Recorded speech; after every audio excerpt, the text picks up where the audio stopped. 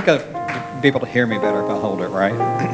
All right, well, good evening, everyone, and thank you again for being here as we share our history of and our love for the Turtle Creek Chorale. I am Daryl Curry, and I'll pick up where Michael left off in just a moment. But first, I wanted to give you a little bit of my personal story and how I came to be in the Turtle Creek Chorale. I was born and raised in Louisville, Kentucky, the fourth of four kids. I have two sisters, one 10 years older and one 9 years older, and one brother who's 1 year older than me. My dad was a cop, and my mother was a stay-at-home mom. We lived in a typical post-World War II neighborhood where everyone was white, mostly Protestant. We were Southern Baptist, with a sprinkling of Catholics. No one was wealthy, but then no one was impoverished either. My parents were both from the rural Kentucky, and we spent all of our available time, like weekends and vacations, on my grandmother's tobacco and dairy farm.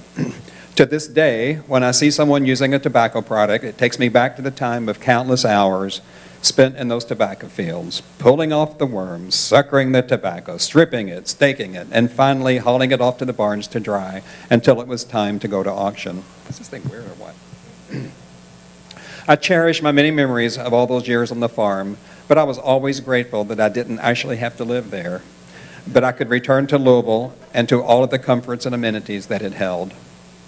I've received all of my formal education in Louisville, from elementary school to high school, college, and medical school. I was a classic overachiever, which I think was my way of hiding the fact that I was gay. My thinking was, if I played sports, no one would guess. If I joined every club and organization, I would be liked and no one would care. If I made good grades, well, maybe I'd be envied and not ridiculed. I knew from a very early age, perhaps even 6 years old, that I was somehow different than the other boys in my neighborhood because I wanted to carry the books for the other boys, not the girls. That's true. During medical school, as I began to confront and accept being gay, I made the decision that in order to succeed in this, I would have to just put some distance between me and my family and what was happening in Louisville and all the social stresses of trying to be who they thought I would be. I wanted to discover who I thought I could be. The pediatrics program at Children's Medical Center of Dallas seemed an adequate distance. So I drove a 16-foot Ryder truck 850 miles from Louisville to my new home in Dallas in June of 1983.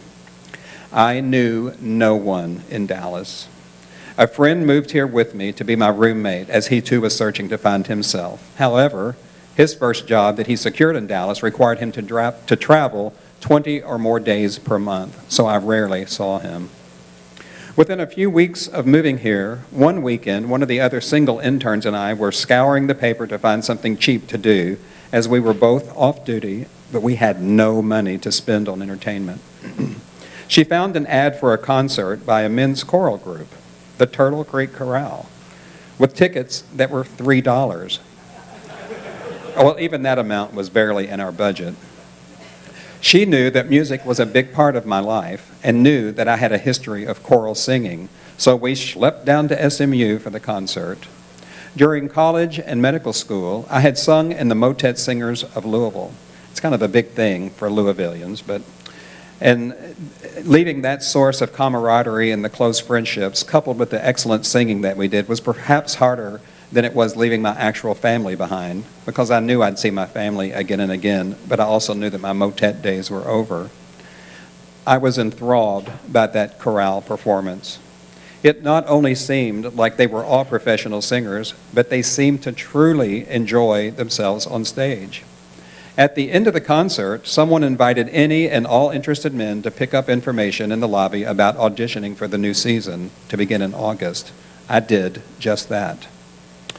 I remember at my audition, after singing for the new director, Michael Crawford, who had also just been hired, he asked me while looking at my audition sheet if I thought it would be a problem for the hospital if one of their new interns was singing in a gay choir. What? I said. What part of that do you not understand? He said. At that time, I had no idea that the chorale was made up of gay men. But after a moment or two of thinking, I thought, I doubt it'll be an issue. However, it kind of was an issue at first. I had never been in an environment with more than one or two gay people, and it intimidated the hell out of me. In fact, I was so intimidated that I would arrive 10 minutes late and leave 10 minutes early for every rehearsal to avoid having to confront anyone face to face and have to make small talk or do whatever it is that gay men do in groups. Remember, I said I was new to this and I was testing the waters. All of those old high school and college insecurities about people finding out I was gay seemed small when compared to the insecurities of wondering if I was gay enough for this group. But in time, I guess I was gay enough because it had become obvious to me in a very short time that I had found a home with these guys. That was in 1983, and except for a 7-year sabbatical, I have sung with the chorale since. During those 7 non-chorale years, I sang with a small group called 2x2, started by Janie Hall and me, with Janet Samuelson and Rod Faulkner, who's in the audience, the other vocalist, and Danny Ray as our arranger, composer, accompanist. After 2x2 folded in 2007, I returned to the chorale as singing was and always will be an important part of my life.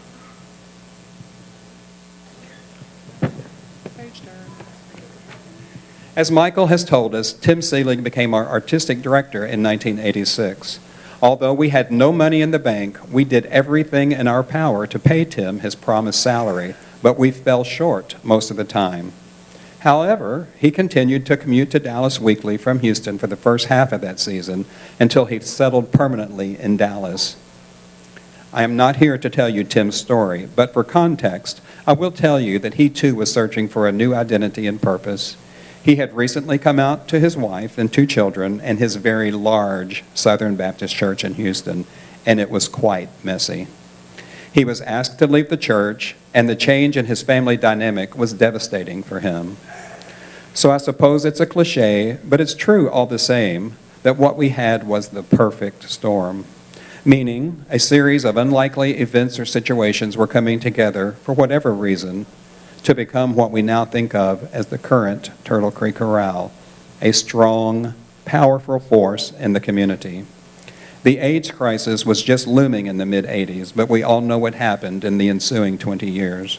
Countless people worldwide were sick and dying, including many in the chorale, and no one seemed to be able to make any sense of what to do or how to help. With Tim's strong leadership and his newly defined sense of purpose, the chorale became sort of a haven for the community as we struggled to come to terms with this devastating disease. We were able to provide solace and comfort through our music and message for so many. We were able to help heal the wounds through the beauty of our music. Of particular importance, I think, was a song cycle written by our own Chris Anthony that dealt specifically with loss, death, and grieving, when we no longer touch. For those of you who have heard it, you know how well this illustrates how we were able to promote healing in our community. A feature-length documentary was produced based on this Chris Anthony work of art, which won an Emmy for the producer, Jenny Martin. During the same time, we saw the membership swell to well over 200 singers. In my first year, there were 53. We had become something unique and special for our community, and the community rewarded us with their attendance and their donations. The chorale prospered. During these years, the chorale also became a voice for other causes as well. Probably the most notable was our association with the Susan G. Komen Foundation. To bring awareness to breast cancer, we commissioned a song cycle entitled Sing for the Cure, which has been performed worldwide and was narrated by Dr. Maya Angelou. Tim was our artistic director for 20 years. I will not pretend that all those years were happy and rosy and conflict-free. Tim is a very strong personality, and he often butted heads with staff and with our board of directors. However, I will say that whatever was happening behind the scenes, it did not seem to affect our audiences. We continued to fill our concerts and leave our audience happy and fulfilled. Tim stepped down after 20 years, and as most of you know, is now artistic director of the San Francisco Gay Men's Chorus. We certainly owe Tim an eternal debt of gratitude for his leadership and vision during his 20-year tenure.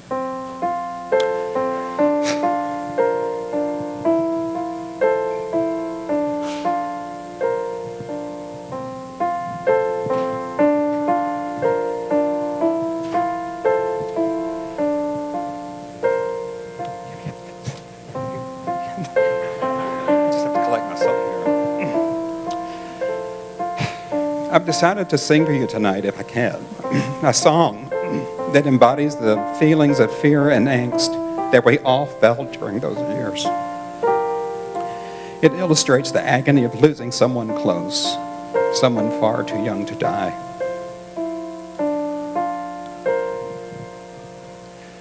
God on high,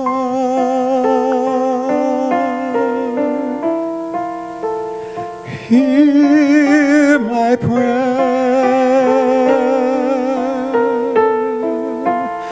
in my need.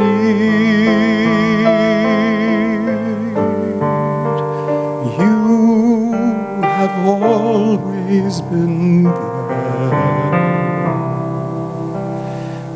Is young, he's afraid.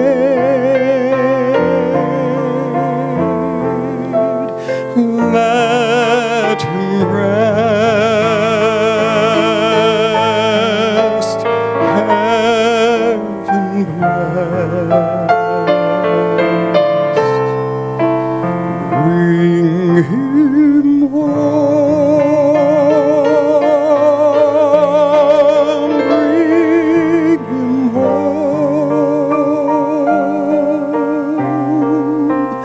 bring him home. He's like the son I might have known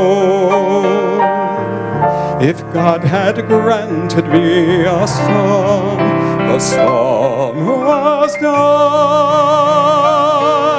one by one, how soon they fly on and on.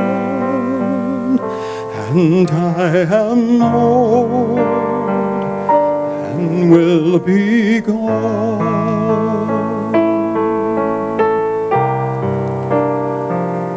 Bring him peace,